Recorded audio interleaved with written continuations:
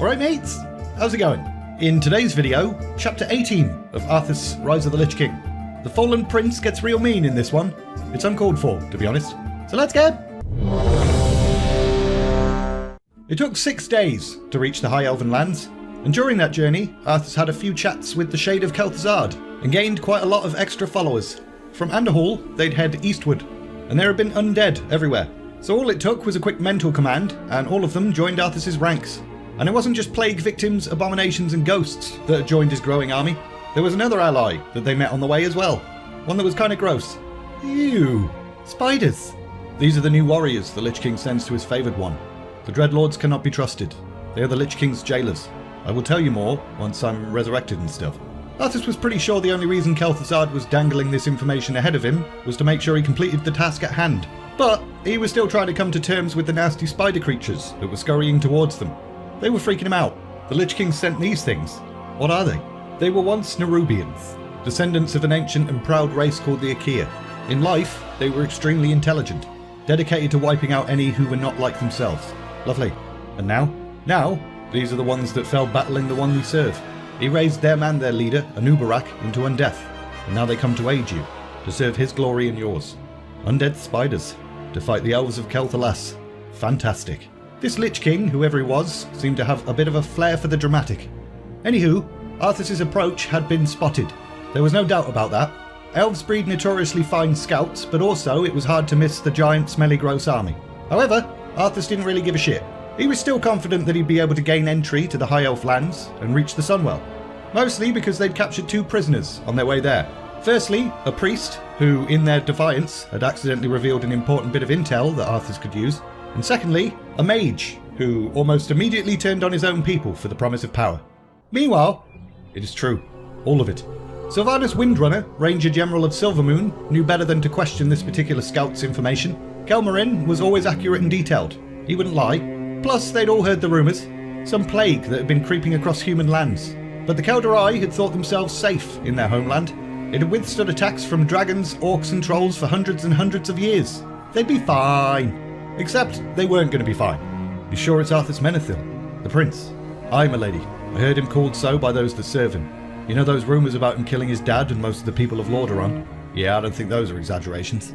Sylvanas then listened as Kelmarin spun a tale that sounded like complete bullshit. Risen corpses, enormous abominations, strange gargoyle-like beasts, spider-like beings, and the smell? Ugh.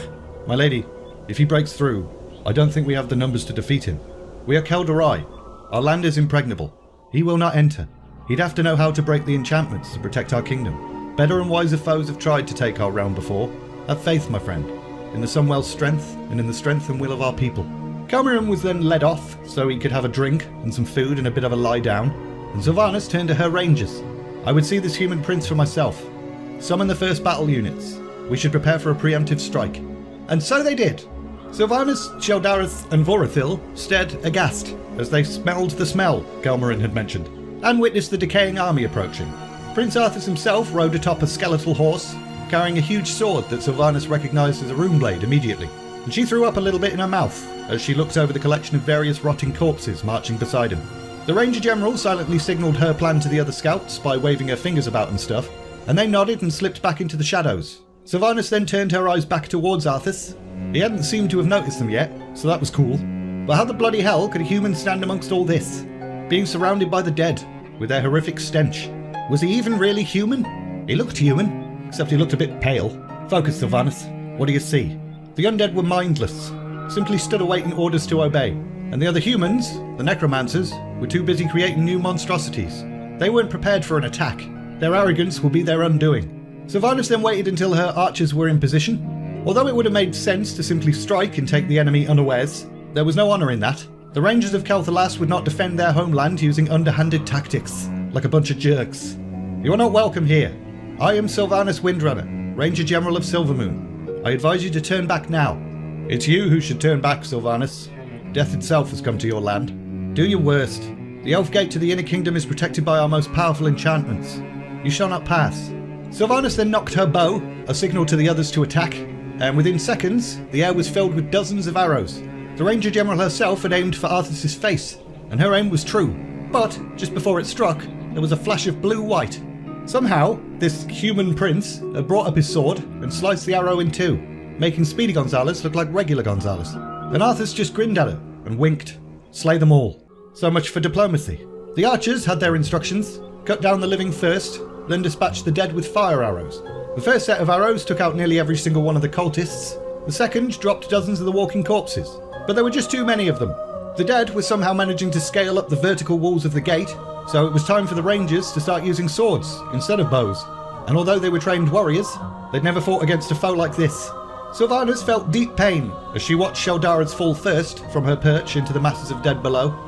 But all the Ranger General could do was continue to draw and fire, and focus on her duties. Out of the corner of her eye, she saw one of the gargoyle things swoop down and snatch up Vorithil. Sylvanas tried to shoot an arrow at its neck, but it just bounced off. And then she watched in horror as the creature swiped its claw across Vorithil's throat, and then dropped him. Things were not going well, and then they got worse. Vorithil's body landed amongst the dead cultists, and Sylvanas realised that killing those cultists had been the only real victory the High Elves had achieved during this entire battle. So imagine how she felt when she saw those cultists get back up again. Her attack had cost Arthas nothing. Any who fell would just be raised by his dark magic. And Arthas was looking right at her, laughing. I did try to tell you, and still you provide me with new recruits. Arthas then gestured and another body twitched and got up. Vorithil. Oh, shitballs. Sylvanas then felt the gate beneath her shudder.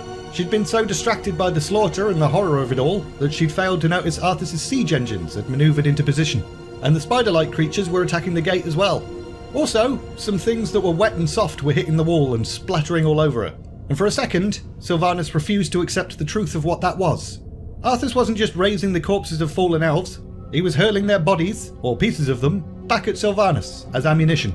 And all of this combined was enough to make Sylvanas issue an order that, up until a few moments ago, she never thought she'd ever give. Shindu Falana! Fall back to the second gate! Fall back! She didn't need to say that twice. Those that were still alive obeyed immediately, gathered up the wounded and just outright cheesed it. This was not a dignified retreat. They bloody cheesed it. And as Sylvanas herself ran for her life, she heard the once inconceivable sound of the gate behind her being breached. Arthas had done it. But how? How? Sylvanas then grabbed the sleeve of a young man racing beside her. Telkor, make for the Sunwell Plateau. Tell them what we have seen here. Tell them to be prepared. Tell them we've been betrayed. Telkor was a bit taken aback by that, but he nodded and raced away.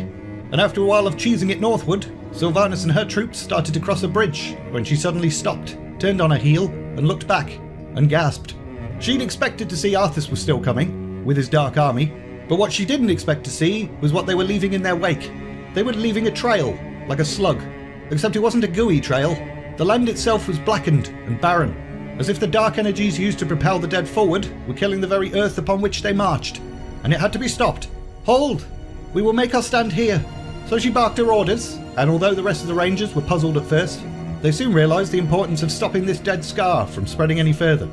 Goodness, this can't be one of the oh-so-imposing elf gates I've heard so much about. No, not quite, but you still find it a challenge.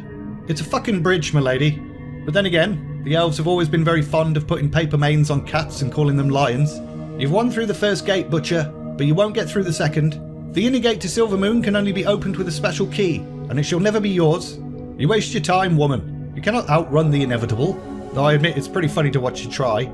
You think I'm running from you. Apparently you've never fought elves before. Sylvanas then raised her hand and threw a grenade. Ah, the old classic elven tactic of throwing a grenade. And as she and her rangers took to the trees and disappeared, she heard something that made her smile for the first time in a while. That ranger woman is starting to vex me greatly. And we're leaving it there! You don't know the half of it, Arthas. That ranger woman is gonna vex us all greatly eventually. Anywho, in the next video, Arthas takes care of that pesky ranger woman, as well as about 90% of High Elven society. Oof. As usual, link in the description if you're interested in buying this book. Also, there's links to my Discord server and my Patreon page too. If you enjoyed this video, like, subscribe, all of that bollocks. And all that's left to say is, thanks for watching, and see ya!